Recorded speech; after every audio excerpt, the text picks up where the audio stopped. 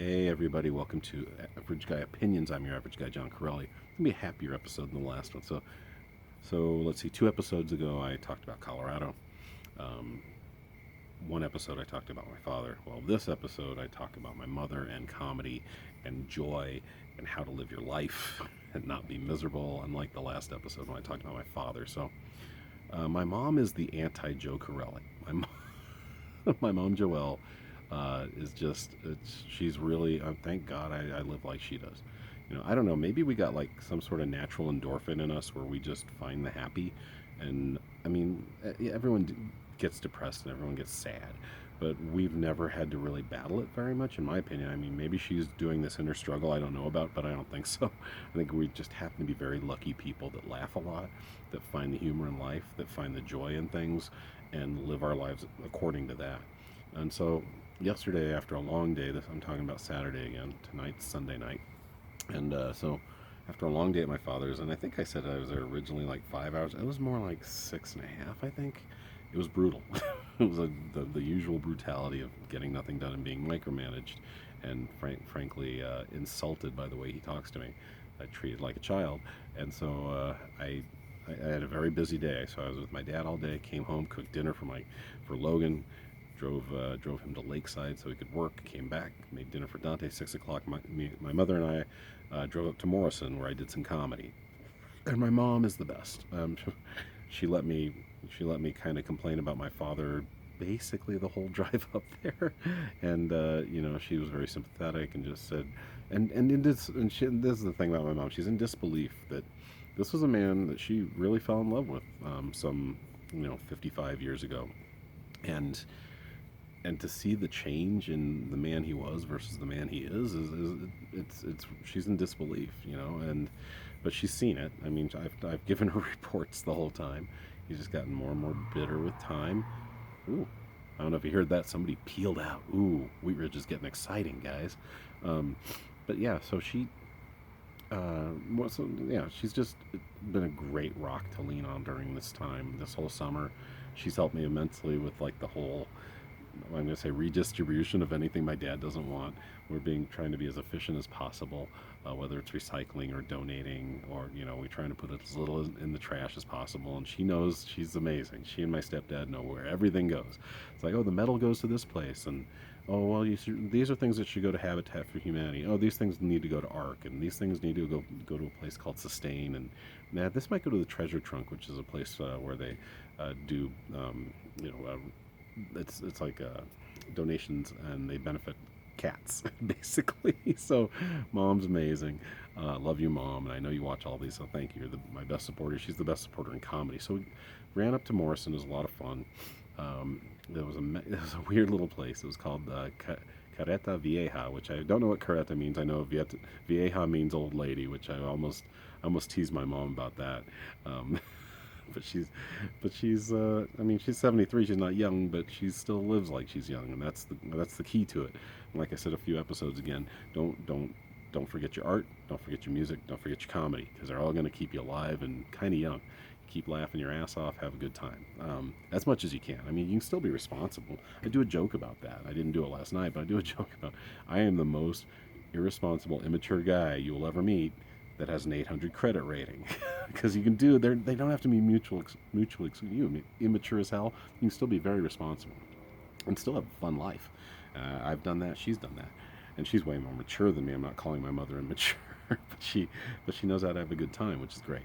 So we went up there. Like I said, it was raining. It was mountainous, and this place, Carreta Vieja, is a Mexican restaurant, and it's attached to a gas station, which was interesting. And they had dogs in the restaurant, which is weird, and I've never been a fan of that. I'm like, these animals should not be in this restaurant. They're cute, but there shouldn't be barking. There shouldn't be. I'm sorry. There shouldn't be dander flying around. There shouldn't be the potential of fecal or urine matter expelled in the restaurant by an animal. But fine. All right, we've gone crazy with the dogs. I can accept that as long as I'm not getting bitten. But so it was a dog bar, Mexican restaurant, gas station. It was the weirdest place to do comedy, but what a fun crowd. But this was all another thing I want to talk about without getting too upset. Like I said, I wanted to make this a fun video, or at least ooh, the lights went off. That makes it fun. Ooh, look at that face against all the black. It's weird. I'm like Nosferatu. Oh shit! I just went bald in a second. That movement. Oh, okay. Anyway, so here's the problem I have. I thought I had a pretty good set. I opened the show after the host. I thought I had a good set, but there was. I'm going to call them this, and I don't care how it sounds. A pack of lesbians. And they were the host's friends, and I'm fine with that. I don't have a problem with anybody. Your sexual lifestyle is your business. I don't give a shit. I'm in the camp where I'm not supportive, but I'm not supportive. I just don't care. I think the best way for me to be supportive of that cause is not to give a shit. You want to have sex with whoever you want, as long as it's consensual. I don't care. But there are people, and a lot of these people are gay, that will take anything you say, especially when you're a white male, a white straight male, and try to twist it into something that it's not. For example, okay, so my set's going pretty well. I even started the set with a toast to Anita Bryant with a glass full of orange juice. Now, many of you may not know who Anita Bryant is. She's still alive. She's 81. But when I was a kid, she was pretty famous for doing orange juice commercials, but she was also a pretty successful singer. And so but she was also in the 70s a very anti-gay activist. So just yesterday or the day before, her granddaughter married another woman, which is poetic to me. I think it's hilarious. And so I raise my glass and I go, hey, here's a toast to Anita Bryant. And I'm looking around. I look toward I go, lesbians, you don't know who she is? And I explained who she was, and I explained what happened, and they're all like, woo. So I man, I got them on my side, and then I turned around and did some jokes. I felt like I had the whole room on my side. But they're also a talky bunch, which I don't like. If you're here for a comedy show, either shut up or laugh. Those are your two options. Or maybe whisper. Don't just be talking like this. And I'm like, no, I should not have to shout over you, even though I have a microphone. So they were kind of talky, and then I usually when I do comedy, if there's a group like that, I'll just focus on, don't water the rocks, water the flowers is the saying I've heard. Hey, the flowers are over here, they're paying attention and or laughing. Here we go. So I kind of ignored them the rest of the way. I did my jokes. And one of my jokes towards the end of my set is a joke about transgenderism. And it's not a joke, but it's not anti-trans or transphobic, as I was told later. So the joke is about Logan. Logan, as I've maybe mentioned on this channel before, may be transgender. I always say maybe because at 16, I believe he's still figuring it out. I'm trying to just call Logan because he feels like he's in transition, and that's fine. But it's as his father and somebody who identified, I think, as a boy, at least for the first 13 or 14 years of his life. It's hard, I'm going to call him boy. It's do my best not to, but here we are. So in the joke, I say, hey,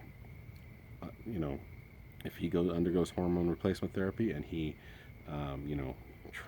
trades in his penis for a vagina, I want to know what happens to that penis, right? I want to know what happens to that dick. And I go, I want that dick. That's a stupid joke, but I think it's really funny and very original. And so I say, hey, genetically, I own 50% of that dick, and I know that my ex-wife doesn't want any of that dick, never wanted mine, so I want that dick. You know why? Because I care. As a parent, you care. You watch your boys, you take a little peek, make sure that dick's doing okay. It's growing at the right rate. It doesn't look too weird. I mean, I'm not peering at him, but if he comes out of the shower, you take a quick peek, okay, good, you're good. So that's part of the joke. Like I say, it does better, obviously, if it has a real audience and I'm in comedy mode. But then I do what I do after that is I compare the dick to a car. Like he's rocking a 2004 dick, and I have a 1967 dick. Which would you rather have, right? Look at the Carfax. This 2004 dick is clean, very clean. It's never been in any accidents, and it's not a compact. This dick's definitely compact. This is like an SUV. This is a pretty good dick. And then I talk about, man, this dick's terrible. It's rusty on the undercarriage. I'm trying to make these similes or metaphors, idioms. I don't know, but comparisons to make it sound like the sexual past of my dick is coming out in car form. Like, man, he ran into 3 prostitutes in 1992. Geez, get rid of this dick. So I thought it was a pretty good joke, and I don't know how, unless you're going in there thinking that way, that you can see this as transphobic. But I was told by the host, oh yeah, my friends thought it was transphobic. I go, were you even there? Did you see the joke? Did you listen to it? She's like, oh no, I wasn't around. I go, then what are you telling me for? Unless you see something you shouldn't criticize, it should call it constructive criticism. I know you're just bitching because your friends bitched. They didn't like me. I don't care. I'm gonna keep doing comedy. I'm gonna keep doing that joke. I'm gonna make it better. I'm gonna polish the dick. Get it? Ha ha ha. That's where I'm gonna end this video. You're welcome. Bye.